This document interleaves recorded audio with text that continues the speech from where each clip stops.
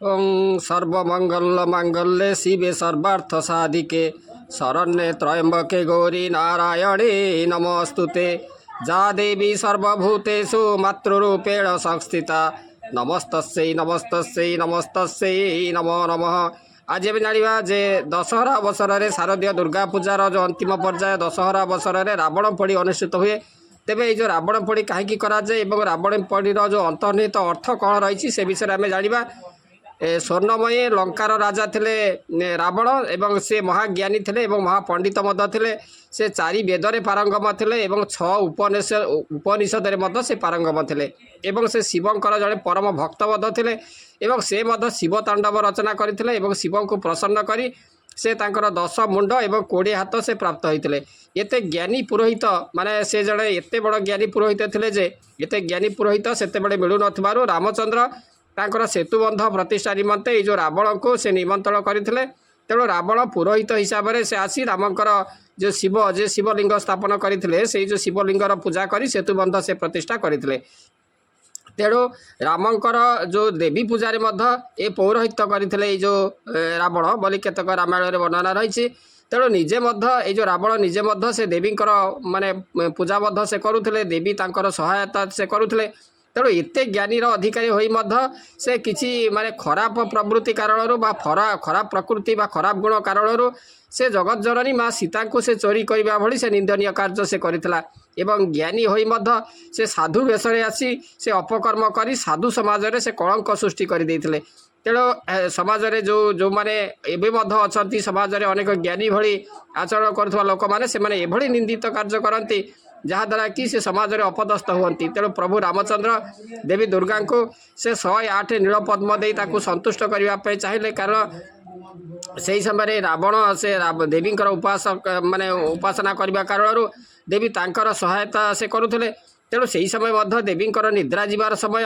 तेणु रामचंद्र किभली भाव में जाग्रत कराइबे ब्रह्मांकर परामर्श रे से तांकर पूजा आरंभ कले। शारदीय अकाल बोधन पूजा आरंभ कले 108 नील पद्म देले किंतु देवी तो संतुष्ट हेले परीक्षा करने गोटे नील पद्म अपहरण कर नहीं।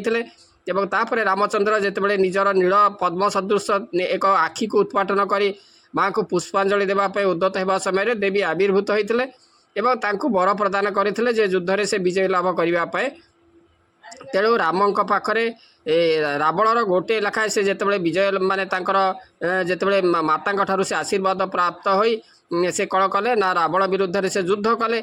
एवं राम जितेबाला रावणर गोटे लेखाएं मस्तक को छेदन करुले से समय से जो कटा मुंड से राम को गोटे लेखाएं उपदेश दे से पुणी माने पुनः संयोजित से हो जाउथला। शेष से राम को ब्रह्मस्वर प्रयोग करने को पड़ा एवं ब्रह्मस्वर रे जो रावणर निधन होता। एवं यही जो रावणर निधन स्वरूप दशहरा बा विजय दशमी पालन कराए। माने तिथि माने ये जो विजय दशमी दिन रावणर निधन करते रामचंद्र। तेणु यहाँ दशहरा बा विजय दशमी भाव में पालन कराए। रावण निधन हूँ कौन असत्य उपर सत्यर विजय अन्याय उपर न्यायर विजय अधर्म उपर धर्मर विजय अधर्म उपर धर्मर जो विजयर स्मारकी बहन करे। तेणु रावण पोड़ी माध्यम आमे निज भितर जो मंद प्रवृत्ति को विनाश करने चेष्टित होगा आवश्यक।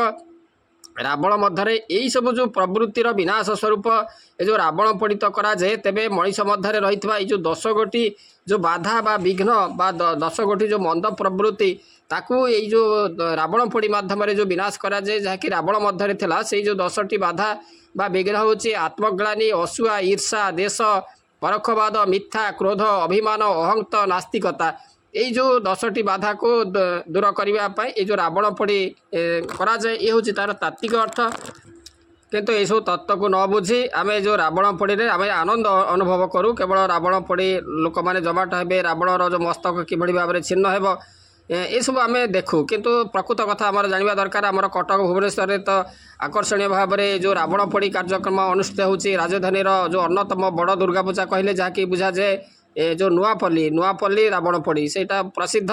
एवं चलित वर्ष नुआपल्ली जो दुर्गा पूजा समिति पक्षर रावण पोड़ी अनुष्ठित हो एवं अनुष्ठान पक्षर माँ 38 माने 38 वर्षर पूजा प्रतिष्ठान अनुजाई माँ माने से जो रावण प्रतिमूर्ति करा 50 फुट उच्चर जो रावण से जो 50 फुट्र रावण पोड़ा एवं से पुणी कहुई बिना बाण से पोड़ा रावण पोड़ी उत्सव ये जो मंडप सम्मुख में कस्तूरबा पड़िया ताहा अनुष्ठित होबो भाव में भुवनेश्वर जो बरमुंडा दुर्गा पूजा एथर सर्वबृहत रावण पोड़ी ये जो रावण पोड़ी रावणर उच्चता रही 60 फुट एवं 26 वर्ष में पदार्पण करने को जाऊँ ये जो बरमुंडा दुर्गा पूजा कमिटी पक्षर यही भाव में रावण पोड़ी आयोजन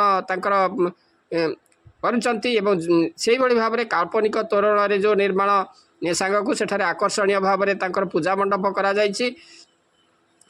रावण पोड़ी यही भाव में अनुष्ठित एवं आमर जदि देखा जे विजय दशमी रे जो रावण पोड़ी कहीं पालन कराए एवं तार जो तात्विक अर्थ आशा करे ये जो आलोचनाटी आपण मानक भल लगी सर्वमंगल मांगल्ये शिवे सर्वार्थ साधिके शरण्ये त्र्यंबके गौरी नारायणे नमस्तुते विश्वरूपे सर्वेशे सर्वशक्ते समन्विते भयभ्राहि न देवी दुर्गे देवी नमस्तुते जयंती मंगला काली भद्रकाली कपालिनी दुर्गा शिवा क्षमा धात्री स्वाहा स्वाधा नमस्तुते मधुकैटभ विध्वंसी विधात्री वरदे नम रूपं देहि जयं देहि जशो देहि दिशो जहि धायेत् सुवर्णवर्णाभ्यां त्रिनेत्रां चारुहासिनीं सर्वलक्षण संपन्नां मर्देन्दुकृतशेखरां चतुर्भुजां शंखचक्रधरां बाणां स्वरूपिणी उद्धत्रिशूल निर्विघ्न महिषां सिंहवाहिनीं मुक्तादामल सत्कंठा मुनिर्भि स्तुतिपाठकै सिद्धिदेव गणेशजुष्टा कुमारीभिश्च सेवितां सर्वकामप्रदां दुर्गां वरदां भक्तवत्सलां।